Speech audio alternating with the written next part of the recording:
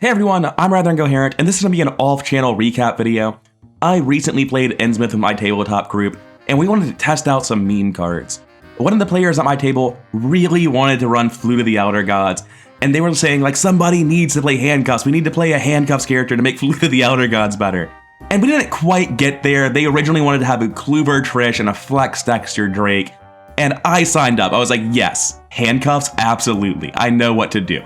I told us that we were going to play an Innsmouth because there are humanoids everywhere.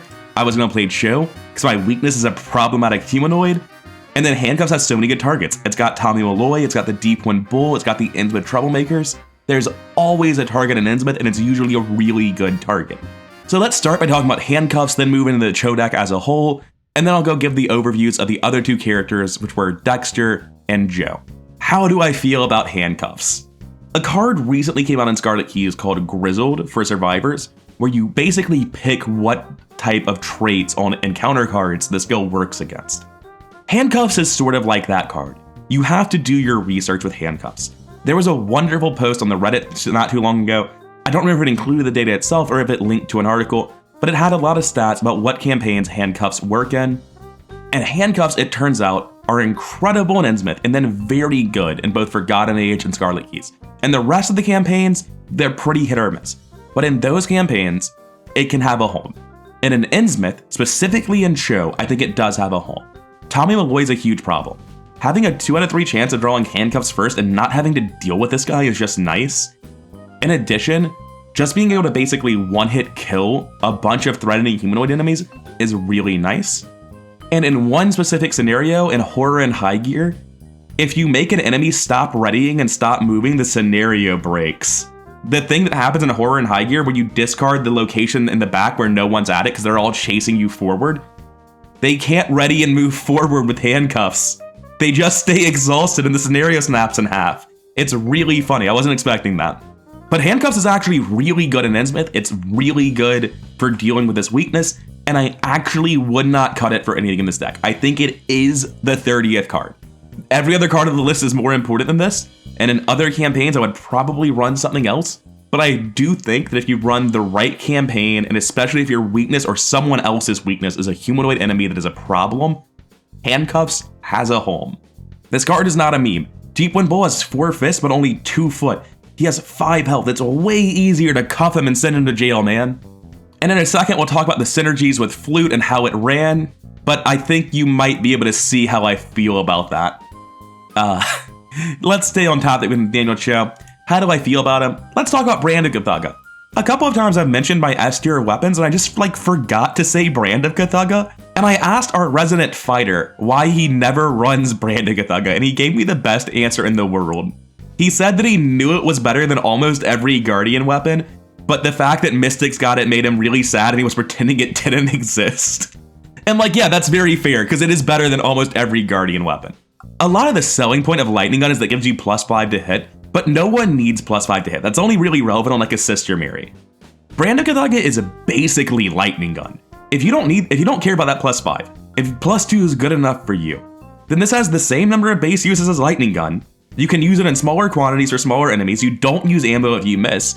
And then in addition, it costs 1 less XP and 4 less resources. It takes up a slot you don't care about. Brand of Cthulhu is just really, really damn good. In the past, when we've seen Cho, we've all seen Cho at our table be played with boxing gloves, bandolier, survival knives, and that's neat. But I think Brand of Cthulhu is just even better, and it's at its absolute best in Cho because boxing gloves work on the Brand of Cthulhu. They don't compete for slots. You don't need to use the huge experience clunky combo of bandoliers and survival knives, both of which are in your deck but can't be searched by boxing gloves, and it's just a hassle. Brand of Cthulhu is a really, really good card. It is actually in the S tier of weapons. I think the level 4 version is not as impressive as the level 1 version. The level 1 version is absolutely insane for its experience cost. The level 4 version, it's good. It's very, very good. But I think I put level 4 Brand of Cthulhu in my A tier of weapons, but level 1 Brand of Cthulhu gets my S tier. Per experience, that is the best weapon in the game. There's nothing that comes close. Now, since this deck relies on events, the thing I really wanted to do was make sure I always had a way to fight if I didn't get these events in the order I needed them. So Brand of Cthulhu is one way we do that. We can use this if all of our events are overkill or underkill for a given problem. In addition, beat comps and guard dogs are basically weapons. I can punch at 7 with boxing gloves. If I don't have an event, I can just punch a guy and beat cop him if he only has 2 health. I can just like let somebody get hit by a guard dog, or let myself get hit rather, so that guard dog hits them. There's a lot of like hidden backup weapons in these cards. I think viewing these guys as backup weapons isn't something I started doing until I started playing more Guardians, but they totally are. In a lower experience campaign, like a Guardian shouldn't have 52 experience, I would never be getting this 1-2 punch. This is such a bell and whistle, but holy shit. In previous videos, I've like jokingly mentioned at the age of 2 having 2 copies of 1-2 punch 5. You shouldn't have that. You should have really gross things. You should have like a Branded Gathaga equipped with a sweeping kick under your stick to the plan and several other fight events in your hand, and either a beat cop or a guard dog in play. Like, your ability to fight is unparalleled. I can't think of a single moment in that campaign where I didn't kill enemies. Our Flex Joe was always set up to fight. He was always ready to do everything. It's the best I've ever seen Joe.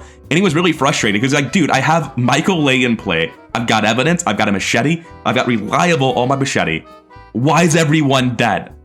Like, most of the experience in this deck is optional. The only things you really need, like, honestly, it's just Brand of Gathaga's 1, sweeping kicks, and you start with 3 of those within the thick of it. And that's kind of it. Everything else is a bell and whistle. The deck just works from the word go. He's really, really strong. But as always, the problem with Joe isn't that he's not great. He is.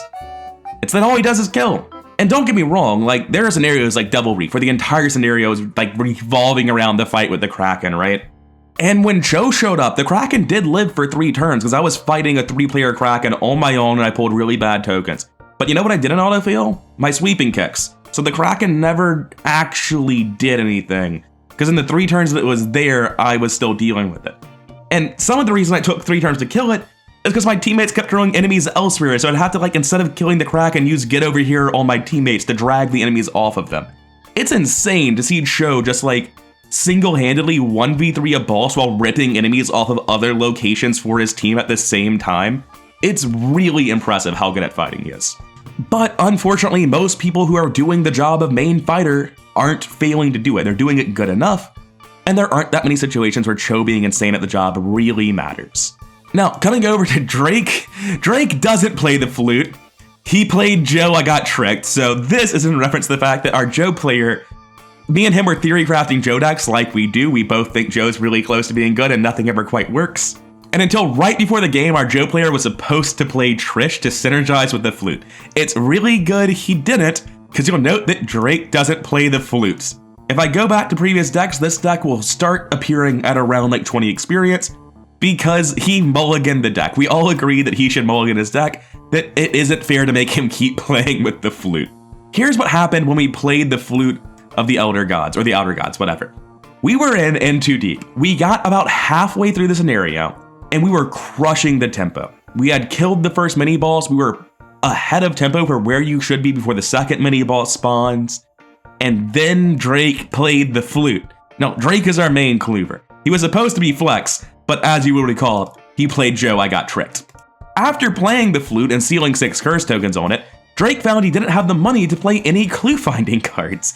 He also found he couldn't actually fight or do anything important because he just got to hit once every turn as a guaranteed 2 damage. He was dragging around like a Deep Wind Bowler and Innsmouth Troublemaker. He did get to hit for 2 with the flute. It just also still didn't fucking do anything.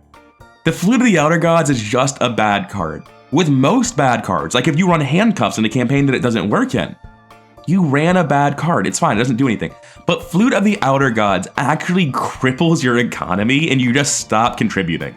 We went from ahead of tempo in that scenario to actually missing victory because we simply couldn't do anything because our main Cluever had spent all of their money on an asset that did nothing. And this would be true if they had played a real fight asset like 2 copies of Shribbling for the same amount as well, right? Like spending 6 cost resources on a resource hungry character to not do your job is bad, but it's hilarious how bad the flute is. Because at least, like at that point in time, I had seen the crime in my Joe deck. Joe was leaned towards clue finding. If he could have actually fought, we would have still been fine, but he just didn't do anything after playing the flute, and we mulliganed that upgrade. We're like, look, dude, get a card that's not the flute. We're not gonna make you play with that card in your deck. We all know that if you do keep the flute, you're gonna upgrade it out of your deck and just be down for experience for no reason. It's fine, just change your upgrade back. So this is our main Cluever Drake deck that does not play the flute. So this is Dexter Drake, howdy do, he was great. Scroll of Secrets and Dexter Drake is like legitimately the only synergy card for Drake that actually does something. With every other card, when you play like Liquid Courage wasn't a card you wanted to run. Not really. You're playing it cause you're Drake. But Scroll of Secrets is a card that was actually on your radar beforehand. It's not like running a Switchblade Zero because it's like kind of synergizing with Drake. This is actually valuable. This gives you 1 cost, draw 3, and then you cycle it out with his ability. It's really, really efficient. He wasn't cycling as fast as a Seeker, obviously, but he was still going quite quickly, and it was really, really good. Unfortunately, you'll see that there are like no other real Dexter synergies here. That's just the boat I'm in with Dexter. All the best Dexter list I've ever seen didn't have any real Dexter synergy in, and this looks the same. It looks like our player came to the same conclusion I did. I don't know how I feel about like 4 necklace slots and double Relic Hunter, but he had more experience than God, so like, you do you, Chief. But yeah, all this really is just like, what if I'd played clue finding assets? One thing I do want to note about this deck that's really interesting is that this isn't quite enough for a 3-player group's main Cluever. You need to get more clues than that. Scroll of Secrets and Easy Mark and Molly gave him enough draw that he could cycle his deck. And then as he cycles the deck, he can play Molly and just start declaring spell to guarantee he redraws these assets, which is a really neat thing for Dexter. But yeah, I don't have too much to say about it. Aside from the funny flute memes that didn't happen, it's basically just like generic Dexter deck with Scroll of Secrets, and that's it. And it did well. It did exactly what you would think Dexter would do. Now, that is a title. If Ever Vigilant sucks here, then all hope is lost. Oh man. This is the only deck I've ever seen Ever Vigilant in that didn't have it as a one-of under stick to the plan, at least at our table. Like I've seen lists with it, but let's talk about this. This is the set of hand assets where we came to the conclusion that we wanted to test another Joe deck. The issue with Joe is you can't do everything. He's got 4 book. That's not enough to find clues with. You need help. You need assets and events that get you clues faster and more reliably. 4 fist, you need at least a weapon, but if you're only swinging at 5, then you're not doing your job in the later scenarios. You need more than just a weapon. 2 head and 2 foot, you're really weak to the mythos, so you need to find a way to fix that, and you can't stop the mythos and fight good and clue good. You have to pick one, and then Joe just ends up like being a fighter with okay mythos resistance, or a Cluever with okay mythos resistance, and his stat line super suboptimal, nothing ever works right. And the big hand thing always seems promising because you're looking at Essence of the Dream. You have 8 cards in hand, your Mythos resilience is fixed. You're going to be safe. Now what do we do? And it's so frustrating because you look at things like Farsight, and this Farsight did nothing. He got it in, I think, the final scenario. Yeah, it did nothing. Do you know why? Because the only events in the deck just draw more cards. They don't do anything. The big hand idea in Joe doesn't really work because you need other stuff. You need so much stuff, there's no room for anything. But the thing we found that was super enticing is you do run big hand just to be mythos safe. But you do it by running Laboratory Assistance and draw cards in your Insight deck, so that you start drawing and cycling really fast during the setup phase. You also run Mr. Rooks and Astounding Revelations, and Practice Makes Perfect, and you're doing this so that your deck thins and draws faster. Your only hits are the really good cards for Practice Makes Perfect, and then Take the Initiative or Mythos Resilience. We're really trying to draw aggressively fast, get this Dream Diary online, get our deck smaller, and hit the mandatory assets we need. So what are the mandatory assets we need? We need a Machete in one of our hands, and we need a Michael Lay. Michael Lay Machete is swinging at 6, and you have Action Compression to swing at 3. That's not good enough on its own, but that's what Reliable is for. And I want to show off the version of the deck that I have that's very similar to this because I think it represents the original concept a little bit better than this. And I want to talk about the concept before I talk about how this deck specifically performed. The original Joe deck, when we were theory crafting it, this is what I sent and they got him hyped enough to go play Flex Joe. The assets that were super important were the Bandolier to enable Machete and Survival Knife. I consider double Machete just to make sure you draw it, but Survival Knife does give you more overall fighting power. Tooth of Estili really helps you in the Mythos phase, and it's going to draw you a lot of cards if you're successfully passing those tests, and it gets you higher numbers, so that when you commit these Dream Diaries, you're actually reliably passing, because otherwise you'll very often be at like 6 to 4 and fail anyway, and it sucks. And again, on the subject of helping you out with that Mythos phase, We have a bandolier to hold all of this, but it also gives us +1 head, and hiking boots, which gives us mobility and +1 foot. Pathfinder is really not that important here. And then the second copy of Reliable is really nice to actually, reliably do your job. Attach it to this machete. I honestly, after watching the deck get played, I don't think Survival Knight's worth it. I think you just want a second machete. I think this is incorrect, and I'm going to edit my deck to compensate for that when I eventually play him. But the core concept for this deck is that you're playing a flex character that is very close to being the fighter. You don't really have any events or skills for fighting, but the main thing you're doing as a fighter is you have 4 of this, 5 with Michael 6 with machete, and then 7, 8 with reliable. That's just high enough number to reliably hit anything. You're never gonna get swamped by enemies. You don't have to worry about machete not working, unless you're playing a scenario with swarming, I guess. But because you're not the main fighter, machete should always be online. You shouldn't have to worry about fighting multiple enemies, and that's really good. Then beyond that, magnifying glass, Michael gets you to 6 space booked. You've got practice makes perfect deduction like everyone else. You're just gonna be able to flex find clues by getting clues normally. It's good enough. This is just a high mobility, high mythos resilience deck that's going to reliably punch for 2 or find a clue, or even punch for 3 with Michael every single turn. Now, is it insane? No Joe deck's ever insane. It's a tragedy. It's so fucking disappointing. I want to say Joe's insane. Every time we get hyped, we play him, and it's just fine every time. It's just fine every time. Now, I think this is the best Joe's ever done. I think it was a lot more than fine. Unfortunately, swinging your machete at 8, like the Cluever would draw an enemy and I'd be 2 locations away from the Cluever. And he'd be like, all right, I'm gonna go save the Cluever. And I would just use get over here and pull the enemy off the Cluever. Joe would draw an enemy and he'd be about to swing the machete at it. And I would be like, hey, Drake didn't draw an enemy and I'm the fighter. This is all I do. Can I please kill him instead? Joe was so good at fighting that the fact Joe could swing the machete at 8 just didn't matter. Joe easily handled all the enemies and Joe didn't need to flex fight at all. In addition, Joe was just a professional repairman in this game. He's the only guy who had any book stat, and things kept breaking. Cars broke, boats broke. He just kept doing book tests the scenario made him go do. So all he was doing was walking around fixing boats. And no matter how good you are at the game, no matter how important that job is, it doesn't feel like you're very important. It feels boring. It feels unimpressive. So this Joe deck was really just walking around investigating normally. But theoretically, it could have killed any normal enemy it drew. It was completely safe to the Mythos deck, totally self-reliant and able to kill any enemy. It just also got overshadowed by teammates crushing the game without him. But I do think this is a super consistent, super self-sufficient deck. This is a 35 experience finished deck.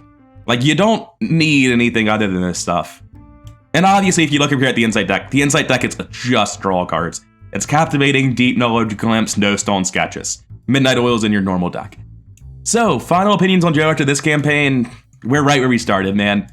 It's exactly the same as I said in the tier list. I don't know how to build a Joe deck that's bad. He's always going to be at least okay, probably good to very good. I think I can confidently move him into the lower part of strong tier now. He's definitely performed better than I've seen him perform in the past, but this just isn't quite there. At least it didn't look like it was in this campaign. Anyways, I've been rather incoherent, and that's been the brief recap of my Innsmouth campaign from off the channel. Hope you enjoyed hearing about these characters. If you did, then like, comment, subscribe. All that stuff really does help the channel grow, and I'll see you in the next one.